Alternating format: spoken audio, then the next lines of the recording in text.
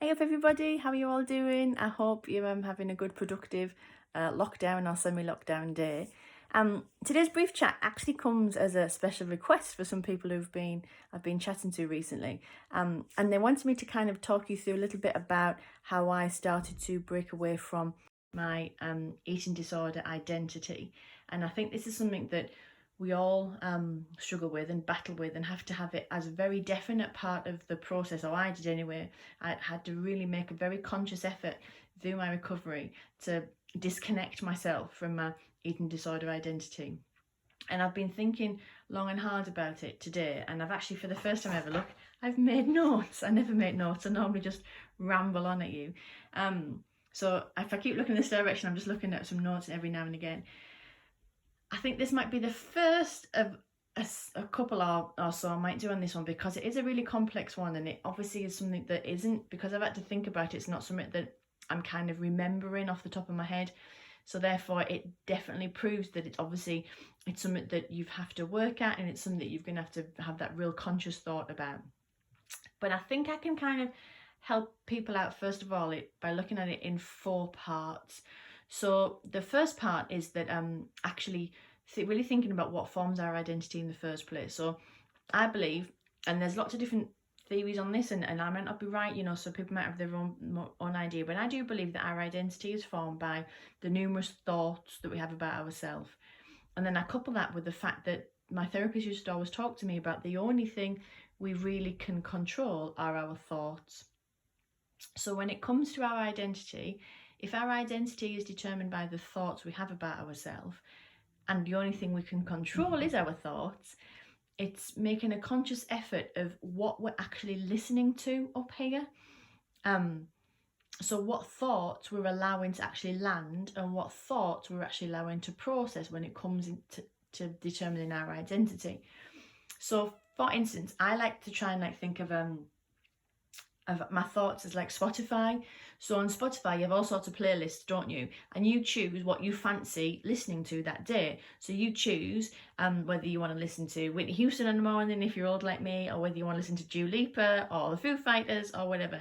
So depending on what you want to do that day, or your mood, or what atmosphere you want to create, you will choose a different track on Spotify. And I think our thoughts are like that. We get millions of them buzzing about here all day, every day, and it's up to us to decide which one we're going to actually listen to. Now, the problem with anorexia and eating disorders is that when your anorexic voice is in control, that negative, critical, nagging voice, she is the strongest, or he's the strongest, and that's the only one then that they were going to allow you to listen to. So one of the first things about breaking away from anorexia and eating disorder identity is noticing when the thought appears and smacking it out the way. So I had a nurse once, Terry, who spoke to me about seeing that voice as like a fly. So if you had a fly buzzing around your face, you'd bat it away, like get away, get away, get away. And you might have to keep batting because the fly is going to come back. So that anorexic thought, especially to start off with, is going to keep coming back. So it's about how you bat that away in order to start breaking away and making sure you're listening to the recovery voice, because the recovery voice is you. I used to call my recovery voice Little Sarah. So Little Sarah was the quiet, at that point, very, very quiet, small voice that was desperate to be heard, but was getting bullied and overshadowed by the anorexic voice. But over time, because I battered anorexia away and gave Sarah, i.e. me, a voice, then my thoughts started to become about me, which then meant that my identity was being formed around me again and not anorexia. Now, one of the things, this is like the second part of this, that makes that trickier to start off with, and is, again, it's one of those things, it's really, really hard, but you've just got to every single day persevere.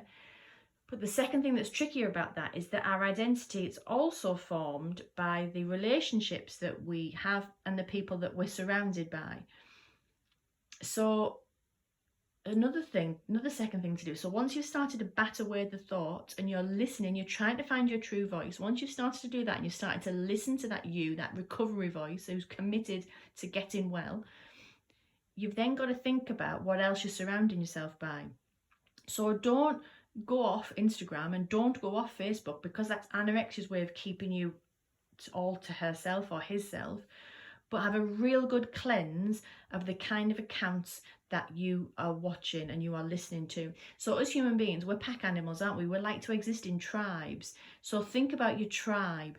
So have a look at your Instagram feed and Facebook feed, and I did this, and delete, stop following anyone that's not in your recovery tribe. So you don't want anyone that's glorifying anorexia. No one who's telling you that, compulsive movement's a good thing. No one telling you that purging calories is the way to go forward. No one telling you that little is best. You want proper recovery tribe of people that are telling you about challenge and commitment and repeating that challenge and real proper recovery. So once you've ditched all those, you've started to cleanse your environment and the people that you're with, so you can start to form your identity by more appropriate recovery people. If you're in services like I was at one point, that could be even more tricky, because obviously you're going to be surrounded by people at all different stages of their illness and their recovery. But again, find your tribe in that. So when I was in services, there were a real canny group of us, and blimey, one in particular, she knows who I'm talking about, miss her deeply. Well, two in particular actually, but one definitely in particular who's on here a lot. Miss them deeply, but we became each other's tribe, and we actually, for good reasons, removed ourselves away from other people. And I'm saying good reason, not because we're mean people, far from it, especially the person I'm talking about. She's the kindest person you'd ever meet in your life. But we had to move ourselves away from the people who were going to feed that anorexia voice. Yes, so firstly, think about which voice you're listening to, because our thoughts are the only thing we have true control over, and our identity is formed by the thoughts we have about ourselves. Then think about your tribe. Our identity is formed by the relationships and the people we spend time with. So have a good cleanse of everything, including forming your tribe literally.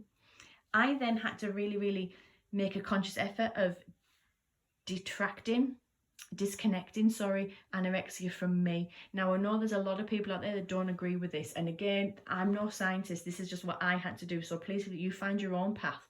But I had to start calling anorexia. I had to start talking about her in the third person, because I had to physically make a barrier between her and I would talk to her. So when I was in a spin, I call them, I was in an anorexic spin in my kitchen and I couldn't decide, I'd say, fuck off, you piss off now, go away, leave me alone. I'm not having bullshit bread, you can piss off.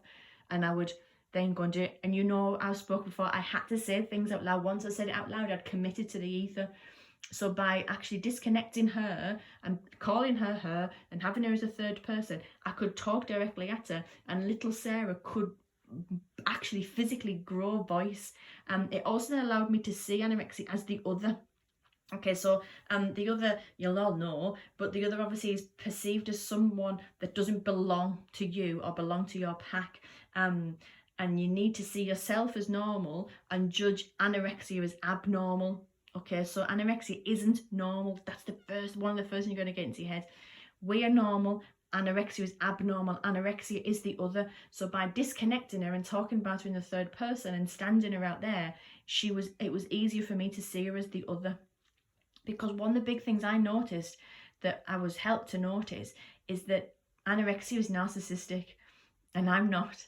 And when I started to really disconnect from anorexia and listen to the little Sarah and follow those true thoughts and listen to that real thought, I started to realize that actually what anorexia had done is she'd turned me into this narcissist.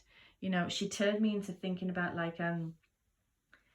actually that her needs and following her and what she wanted was more important than me and anybody else. And she wasn't letting me live by my true values, and I was ignoring my loved ones and I was ignoring my true passions in order to follow her and her bullshit. I was judging other people. I was having to have myself as more superior. I've spoken about it before. I would sit with my salad feeling superior because, oh, look at me, I can eat healthily and you're eating pasty. Oh, how dare you? And it's awful. But as soon as I started to disconnect from her, I could see her as this narcissistic arsehole that I just wasn't, and I didn't want to be. And the thing, like I've just said earlier on, the thing is that anorexia isn't a nice position to be in, and she's not a good person, and she's not someone who you want to be. She is not your friend, but she'll fool you into being so. So think about disconnecting and tell her, stand in front of her when you're in a spin and say, no, piss off, I'm not listening to you. bat away those thoughts. So I think that's a couple of steps of how I started to do it. I need to think about that a little bit deeper maybe and put it into a blog and maybe be a bit more concise. But firstly, the only thing you can control are your thoughts. So who you're listening to, put the right tracks into Spotify, and make the right thoughts for anorexia. When those nagging, critical, horrendous and anorexia thoughts pump into your head, bat them away. You'll have to keep batting, especially to start off with. And then consider disconnecting. So it's just almost like this other persona that you're bit by bit moving away from and turning into the other. She is the person that is abnormal. She's the thing to be judged as negative, not you. You are you. Find little Sarah or your voice and let her grow and let her get some strength bit by bit. That might not be very helpful because it's a bit of a ramble, but hey, and it's longer than usual, so it shows it must be quite important. Take care, everyone. See you soon. Bye.